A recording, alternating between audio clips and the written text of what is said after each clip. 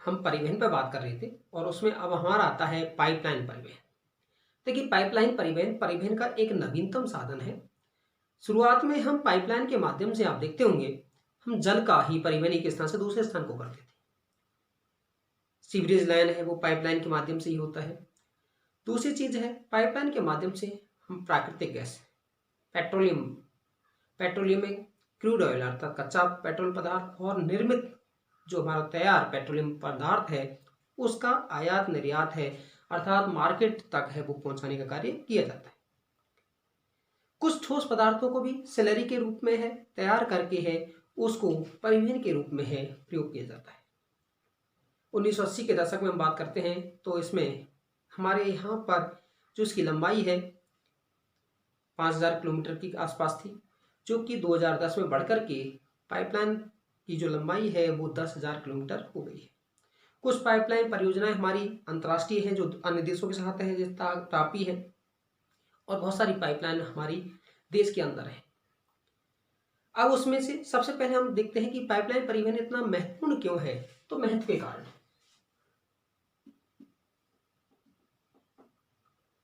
देखिए, शुरुआत में इसकी लागत अधिक होती है लेकिन उसके बाद में लागत कम होती है। तो पहला है सस्ता परिवहन। कई बार पूछ लेता है, अर्थात पाइपलाइन है वो सस्ता परिवहन का साधन है। फिर दूसरा है सुगम परिवहन।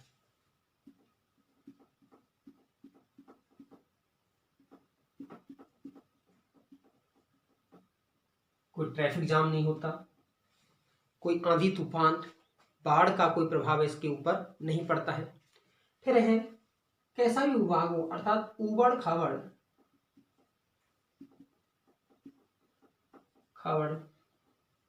भूभाग में पाइपलाइन बिछाना है वो संभव है, अर्थात किसी भी क्षेत्र में है वो आपका आसानी से बिछाया जा सकता है। नेक्स्ट है ऊर्जा की बचत।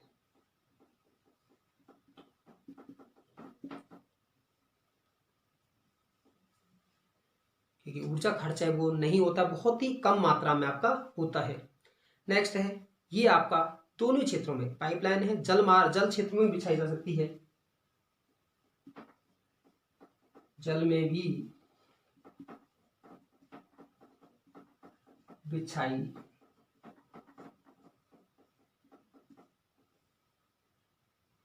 जा सकती है। उसके बाद है इसमें समय की बचत होती है।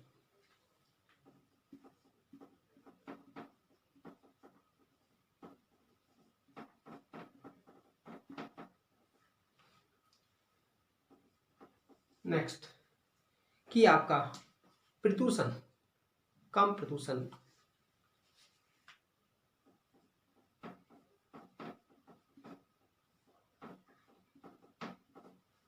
ये सारे महत्व हैं हमारे पाइपलाइन परिवहन के। कुछ देखते हैं कठिनाइयाँ क्या हैं, भाई इसकी सीमाएं क्या हैं। मैंने कहा ये सबसे महंगा परिवहन है। दूसरा क्या है कि जब इसमें रिसाव होता है, चोरी की घटना है, जब रिसाव होता है तो इसमें रेडियो एक्टिव पदार्थ डाला जाता है तो उसकी किरणों को डिटेक्ट करते हैं तो उससे रेडियो एक्टिव प्रदूषण फैलता है। नेक्स्ट है ये महंगी तकनीक है। दूसरा है क्योंकि इसको स्थल और जल में बिछाया जाता है, कई देशों के मध्य में है, पारगमन शुल्क देना पड़ता है, तो बहुत सारी कुछ आपकी समस्या है। फिर है भारत में पाइपलाइन।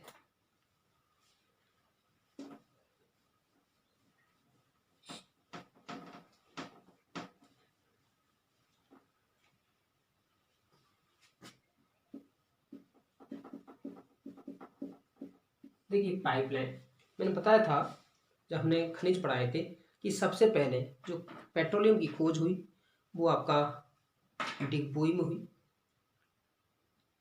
डिगबोई से है क्योंकि अब पेट्रोलियम होगा तो वहाँ से कोई रिफाइनरी तक है आपका लाया ले जाया जाएगा, तो वहीं से पेट्रोलियम पदार्थों को है आपका दूसरे स्थान तक है वो आपका लाया गया, अर्थात असम में है गुवाहाटी, बरौनी, इलाहाबाद, कानपुर तक है इसको लाया गया। तो सबसे पहले है नहर कटिया नूनमती, नहर कटिया नूनमती,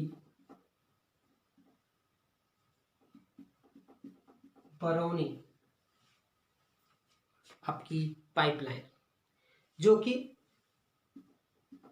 443 किलोमीटर की लंबाई में थी।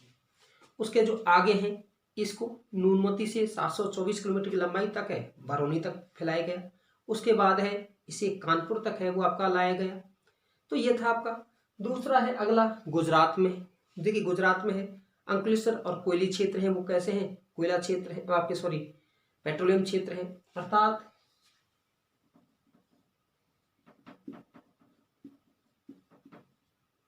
अंकलेश्वर जो पेट्रोलियम क्षेत्र से है वहां से कोयली कहां पर है, गुजरात में है, वो आपकी पेट्रोलियम की जो लाइन है वो आपकी डाली गई। उसके बाद हम बात करते हैं कलोल क्षेत्र। उसके हम बात करते हैं सलाया से जो आपका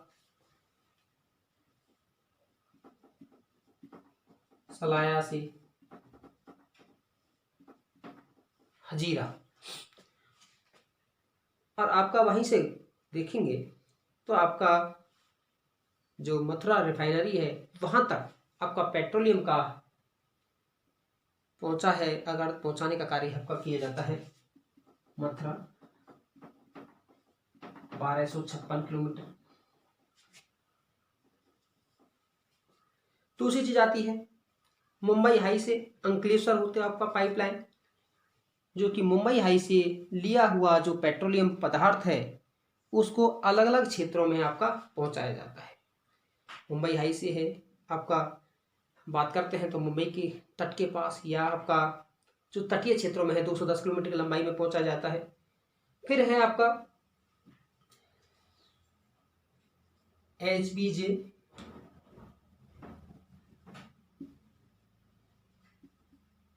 हजीरा विजयपुर जगदीशपुर पाइपलाइन जो कि 1750 किलोमीटर की लंबाई में है, जो कि प्राकृतिक गैस है उर्वरक कारखानों के लिए उपलब्ध कराती है, जो कि गुजरात से लेकर के है आपका उत्तर प्रदेश राजस्थान है उनके लिए उर्वरक कारखानों के लिए गैस है वो आपका उपलब्ध कराता है।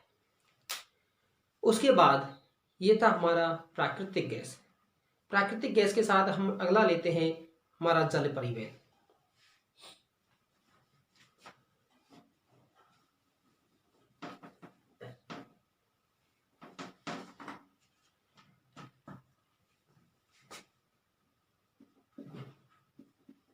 जल परिवहन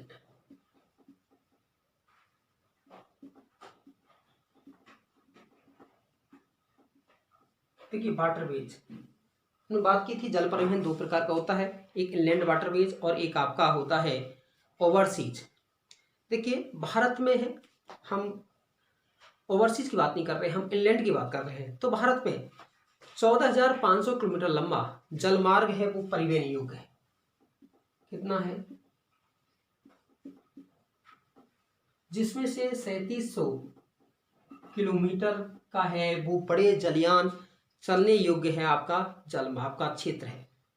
इसके विकास और रखरखाव के लिए आपका अंतःस्थलीय जलमार्ग प्राधिकरण आपका अर्थात IWAI inland waterway authority of India की स्थापना है वो की गई। और कब की गई, 27 अक्टूबर 1986 को, 27 अक्टूबर 1986 को की गई और इसका मुख्यालय नोएडा में है। दूसरी चीज है कि भाई आपका जो जल परिवहन के लिए 6 मार्ग हैं वो आपके बनाए हुए हैं, वो कौन कौन से उस पर हम बात करते हैं।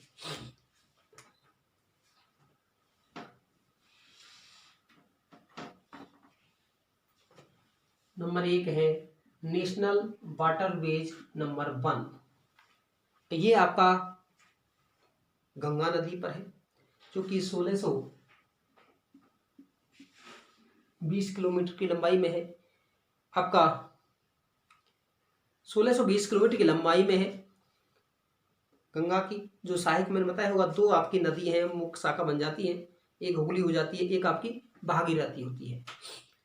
ये इलाहाबाद से हल्दिया के मध्य है। इलाहाबाद से हल्दिया। दूसरा है राष्ट्रीय जलमार्ग संख्या 2, जो कि ब्रह्मपुत्र नदी पर है। ये किस पर है? हुगली पर।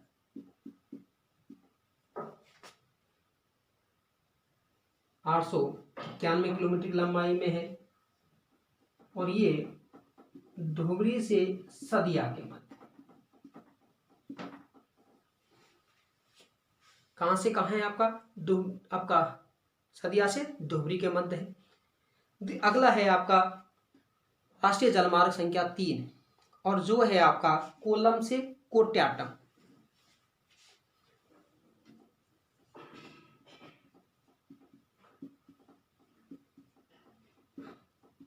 कोल्लम से कोट्याटम 205 किलोमीटर की लंबाई में है, जिसके 3 पार्ट हैं। कोल्लम से कोट्याटम है 3 है, जिसमें पश्चिमी तटवर्ती नहर 168 किलोमीटर की लंबाई में है। तटवर्ती नहर। नेक्स्ट है चमकारा और नेक्स्ट है आपका उद्योग मंडल। 14 किलोमीटर में है चमकारा और 23 किलोमीटर की लंबाई में है उद्योग मंडल नहर। ये आपकी 205 किलोमीटर की लंबाई में है।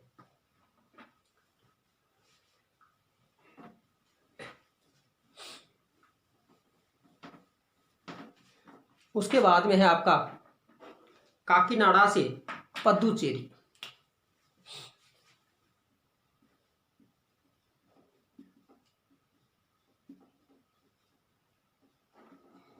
काकीनाडा से पद्दुचेरी 1078 किलोमीटर की लंबाई में है, जो कि पूर्वी तट पर है और ये आपकी गोदावरी कृष्णा नदी की घाटी में स्थित है। नेक्स्ट है आपका तलचर से पारादीप। नेशनल वाटरवेज 5 तलचर से पारादीप। तलचर से जो पारादीप है वैसे आपका 623 किलोमीटर की लंबाई में है, लेकिन आपकी उसमें दिया है 588 किलोमीटर की लंबाई में। ये आपकी जो ब्राह्मणी नदी है वहां पर है। तलचर से धमरा प्रखंड है, उसके बाद है चरबटिया है, तो वहां पर है। उसके बाद है नेशनल वाटरवेज 6, ये असम में है। असम में बराक नदी पर है और ये आपका 121 किलोमीटर की लंबाई में लखीमपुर से भंगा के मध्य। ये था हमारा जल परिवहन। अगली बार और बात कर लेते हैं हम वायु परिवहन।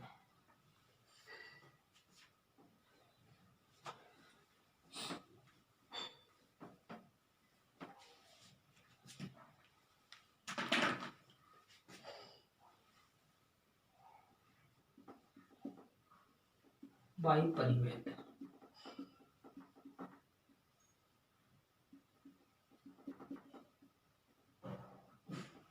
एयरवेज। देखिए, वायु परिवहन है सबसे तीव्रतम परिवहन का साधन है, जो कि इसने है दूरियों को किलोमीटर से घटा करके है आपका घंटों में मिनटों में कर दिया है। और भारत में वायु परिवहन की शुरुआत है कब हुई? 1911 में। और जो आपका इलाहाबाद से नैनी के मध्य है 10 किलोमीटर की लंबाई में।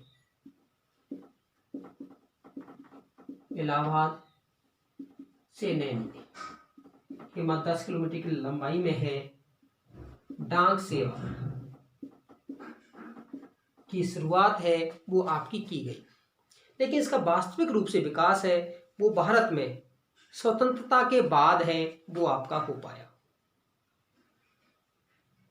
दूसरी चीज है कि भारत में है जो वायु परिवहन है, उस परिवहन को इसका जो वास्तविक रूप से विकास है 1953 में जब राष्ट्रीयकरण किया गया,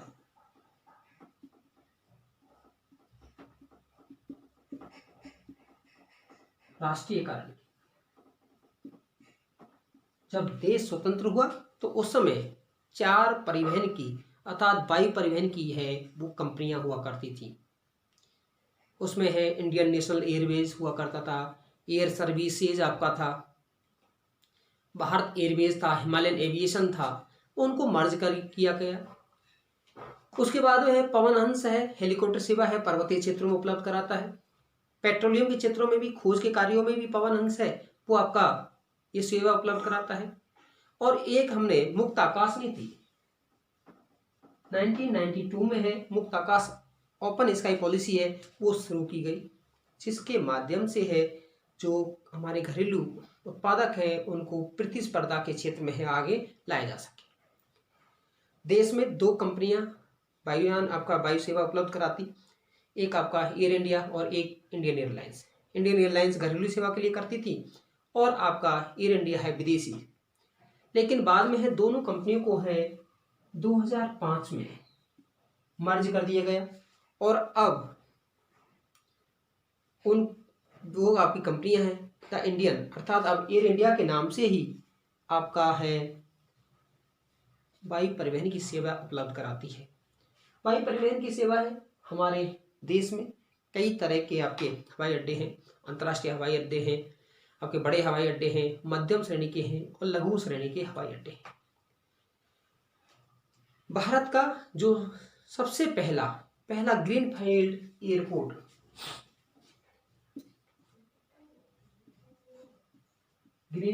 एयरपोर्ट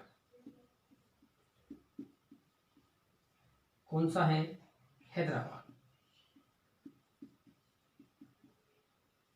ग्रीनफील्ड किस आधार पर? जहां प्रदूषण की मात्रा है वो